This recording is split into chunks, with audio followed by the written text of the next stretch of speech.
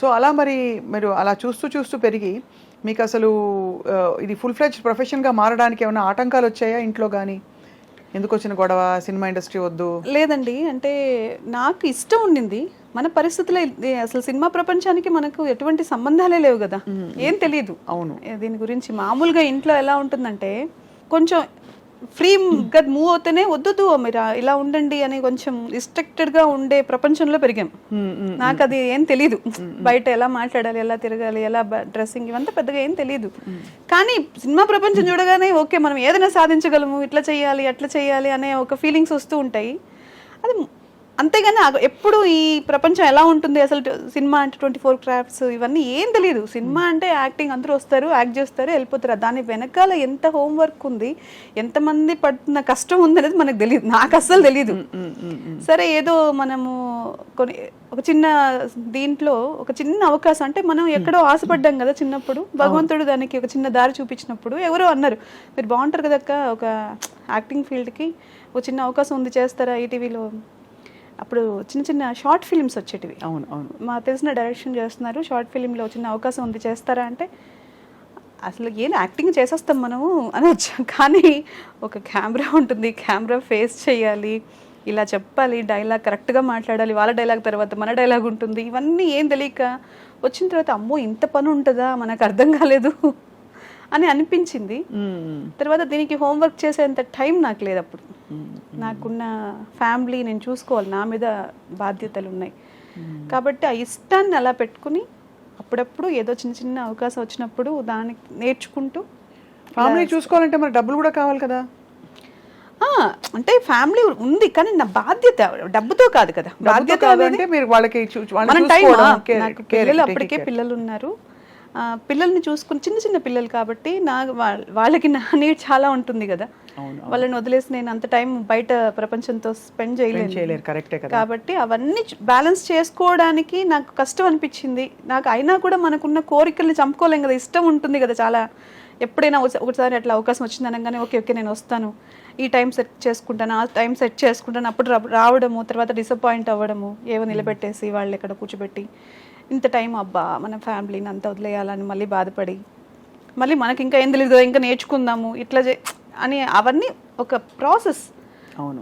దానికి ఇంత time taking పట్టింది. నేను కంటిన్యూగా సినిమానే చేయలేదు. నేను కంటిన్యూగా సినిమా ప్రపంచం నాదే అనుకున్నది ఒక 5-6 ఇయర్స్ బ్యాక్. ఒక 3 ఇయర్స్ నుంచి ఈ ప్రపంచానికి నేను అంకితం అయిపోయాను సినిమాకి. నాకు నా టైం స్టార్ట్ అయిందనే ఫీలింగ్ వచ్చిన తర్వాత వచ్చా. అంటే క్యారెక్టర్స్ కూడా అలా రావడం మొదలు పెట్టాయి కదా. అంటే అయస్కాంతం లాగా మనం ఎప్పుడు రెడీ అవుతామో అప్పుడే కదండి ఏదన్నా మనకు కూడా వస్తుంది. నేను ఆ టైంకి నేను చాలా ఫ్లెక్సిబుల్ అయిపోయాను. Okay this time to start my life అనుకున్నాను. యువర్ టైమ్ స్టార్ట్స్ నౌ అన్నారు. రావడం అలా ఢామని ఇది ఇలా మంచి అవార్డు రావడం, మంచి గుర్తింపు రావడం. మీరు చేసిన క్యారెక్టర్స్ అన్నిట్లో లచ్చవ క్యారెక్టర్ అంత బాగా పండడానికి what is the main reason అంటారు? అంటే ఒకటి రిలేట్ చేసుకోవడం అందరం చెప్పారు, కాకుండా డైరెక్టర్ ప్రమేయం, మీ ఇన్వాల్వ్మెంట్, మీ డ్రెస్సింగ్ అంతా ఎలా జరిగింది చెప్పండి. బలగంలో ఫస్ట్ వాళ్ళు క్యారెక్టర్ సెలెక్ట్ చేసుకునేటప్పుడే చాలా పర్టికులర్గా అన్నీ చూసుకుని ఆ సినిమా వాళ్ళకి ఎలాంటి వాళ్ళని సెలెక్ట్ చేసుకోవాలి, కలర్, స్కిన్ టోన్స్ అన్నీ చూసుకుంటున్నారు. తర్వాత నన్ను సెలెక్ట్ చేసుకునేటప్పుడు కొంచెం బ్రైట్గా ఉన్నారు కదా ఈవిడ, మళ్ళీ మనం పక్క ఊర్లో తీస్తున్నాం కదా, కొంచెం ఈవిడేమన్నా ఇట్లా క్లాసీగా కనిపిస్తారా ఏంటి, ఇవన్నీ కూడా వాళ్ళకి డౌట్స్ వచ్చాయి.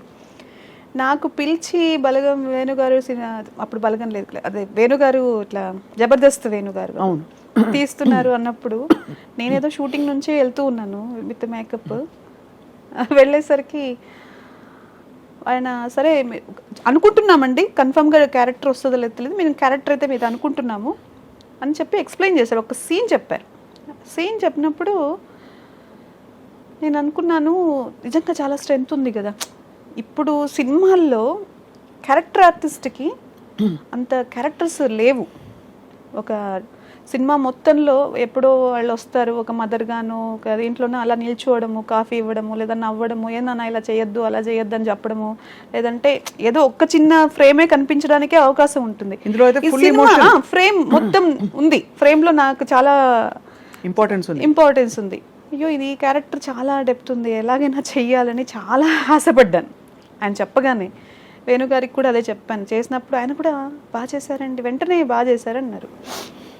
ఆలోచిస్తున్నామండి, చెప్తామండి అంటే వెళ్ళిపోయిన తర్వాత కొంచెం స్టోరీ కూడా చెప్పారు. ఆ రోజు ఇలా ఉంటుందండి క్యారెక్టర్, చూద్దాంలేండి చూస్తున్నామంటే నేను మళ్ళీ ఫోన్ కూడా చేసి క్యారెక్టర్ కోసం ఏమండి నన్ను మీరు అనుమానించద్దు, నేను చేయగలను, మీరు చెప్పింది చేయగలను, ప్లీజ్ ఈ అవకాశం మాత్రం మిస్ చేయకండి నాకు అని.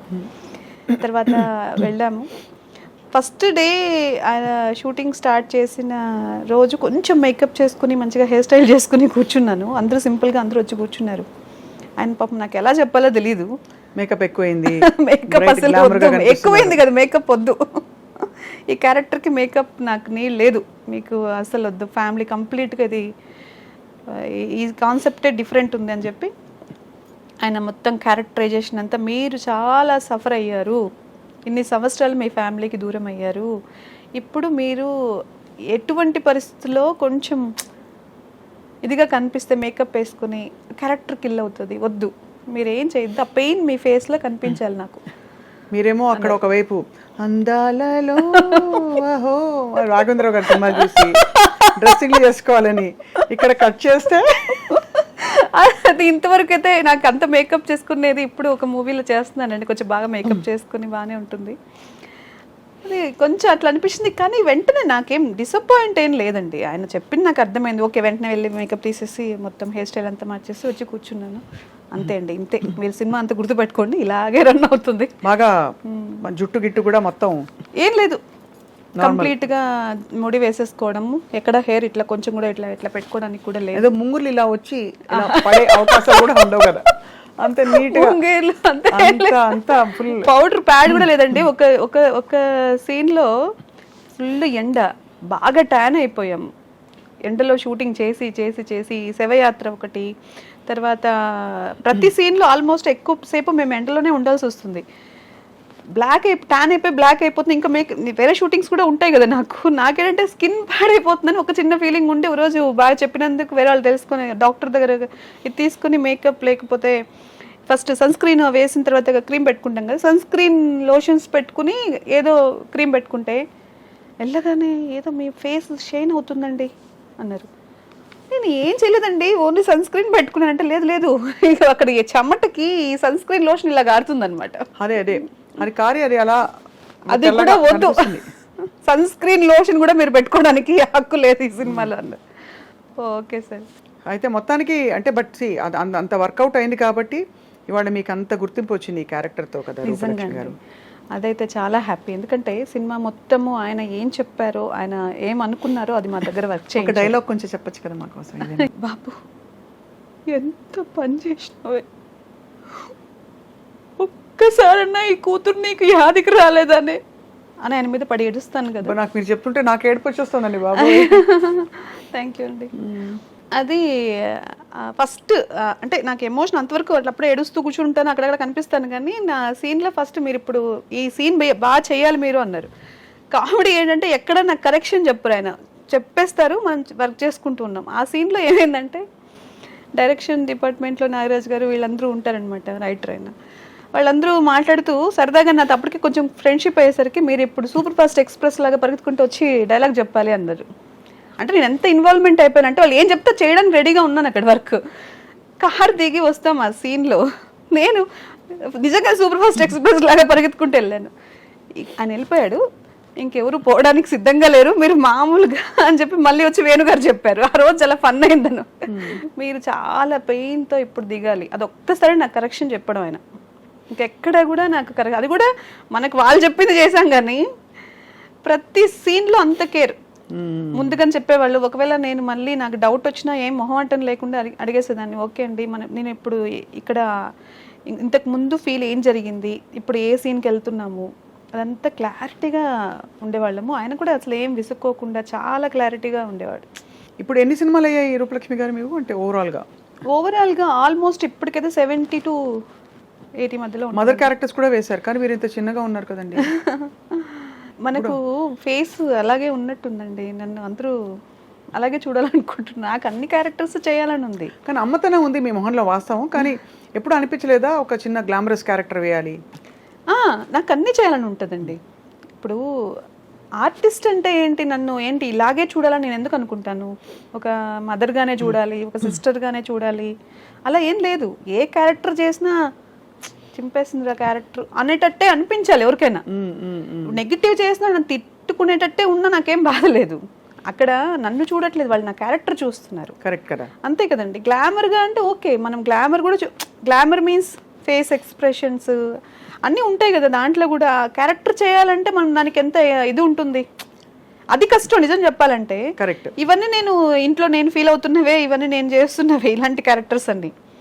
ఇప్పుడు ఏడవడం అంటే నాకు తెలిసి నాకు ఎమోషన్ అనేది నాకు చాలా ఇష్టం. ఒక ప్రేమ, అభిమానాలు, ఆప్యాయతలు అనేటివి నా చిన్నప్పటి నుంచి నేను క్యారీ చేస్తున్న విషయాలు కాబట్టి నేను ఈజీగా చేయగలుగుతానేమో. ఒక నెగిటివ్ క్యారెక్టర్స్, ఈ నీలాంబరి చెప్పిందే నిజం అలాంటిదా? అంటే నెగిటివిటీ విత్ పాజిటివ్ టచ్.